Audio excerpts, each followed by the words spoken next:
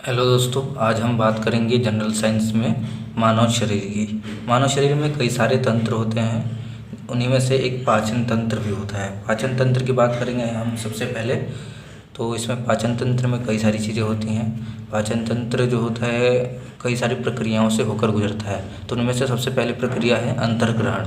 अंतर्ग्रहण कहलाता है भोजन का मुख से प्रवेश करना, अंतर्ग्रहण कहलाता है। और दूसरा है पाचन। पाचन तो आप समझते ही हैं पाचन का मतलब। और तीसरा है अवशोषण, यानी कि पचे हुए भोजन का रक्त तक पहुँचना अवशोषण कहलाता है। और चौथा बात करें तो चौथा है स्वांगीकरण। स्वांगीकरण होता है अवशोषित भोजन, यानी कि जो हमने अभी अवशोषण की बात की थी, तो जो भी अवशोषित भोजन होगा उसका शरीर के उपयोग में लाया जाना स्वांगीकरण कहलाता है। और पांचवा है मल परित्याग। अब बात हम करेंगे अमाशय में जब भोजन पहुंचता है तो उसका पाचन किस प्रकार होता है और अमाशय में क्या क्या चीज़ें पाई जाती हैं। तो सबसे पहले बात करते हैं अमाशय में भोजन जो होता है 4 घंटे तक रहता है। भोजन कितने घंटे रहता है? 4 घंटे तक रहता है। इन सब के ऊपर एग्जाम में क्वेश्चन बन सकते हैं। दूसरा है अमाशय में एक ग्रंथि पाई जाती है जिसका नाम है पाइलोरिक ग्रंथि। पाइलोरिक ग्रंथि से जब भोजन शरीर में पहुंचता है तो इसी ग्रंथि से जठर नामक एक रस निकलता है। जठर नामक एक रस निकलता है जिसको कि गैस्ट्रिक जूस भी कहा जाता है। क्या कहा जाता है? गैस्ट्रिक, इंग्लिश में जूस, गैस्ट्रिक जूस कहा जाता है इसे।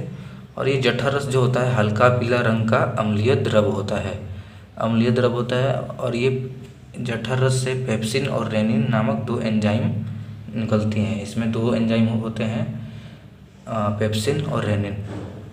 अब बात करते हैं हम अमाशय में एक और कोशिका पाई जाती है जिसका नाम है ऑक्सेंटिक कोशिका। ऑक्सेंटिक कोशिका से HCl अम्ल निकलता है, यानी कि हाइड्रोक्लोरिक अम्ल। ये हाइड्रोक्लोरिक अम्ल क्या होता है? भोजन के साथ आए हुए जो जीवाणु होंगे, ये हाइड्रोक्लोरिक अम्ल जो होता है HCl अम्ल होता है, उसे नष्ट कर देता है। जो भी भोजन, यदि हम भोजन करते हैं, भोजन के साथ यदि कोई जीवाणु होगा तो हमें चिंता करने की बात नहीं है। हमारे पेट में ऑक्सेंटिक कोशिका से HCl अम्ल रिलीज होता है। ये HCl अम्ल उन सभी जीवाणुओं को नष्ट कर देगा। अब बात करते हैं हम एक और बात है, HCl अम्ल जो होता है भोजन को अम्लीय बना देता है। क्योंकि इसकी प्रकृति अम्लीय प्रकृति होती है, इसलिए ये भोजन को क्या कर देता है? अम्लीय बना देता है। अब हम बात करते हैं जो हमने अभी पेप्सिन और रेनिन के बारे में बात की थी। तो पेप्सिन क्या होता है? पेप्सिन होता है प्रोटीन, इसका काम होता है प्रोटीन को खंडित कर, जो भी प्रोटीन हमारे शरीर में होगा उसको खंडित करके पेप्टोन्स में बदल देता है। पेप्टोन्स होता है, ये एक सरल पदार्थ होते हैं। पेप्टोन्स क्या होते हैं? सरल पदार्थ होते हैं। अब बात करते हैं रेनिन की। रेनिन जो होता है दूध की घुली हुई प्रोटीन जो होगी, जिसे कि कैसिनोजेन भी कहा जाता है, इसको ठोस प्रोटीन यानी कि कैसिन के रूप में बदल देता है। हम इसे कैल्शियम पैराकैसिनेट भी कहते हैं, कैसिन को, यानी कि ठोस प्रोटीन को कैल्शियम पैराकैसिनेट भी कहते हैं।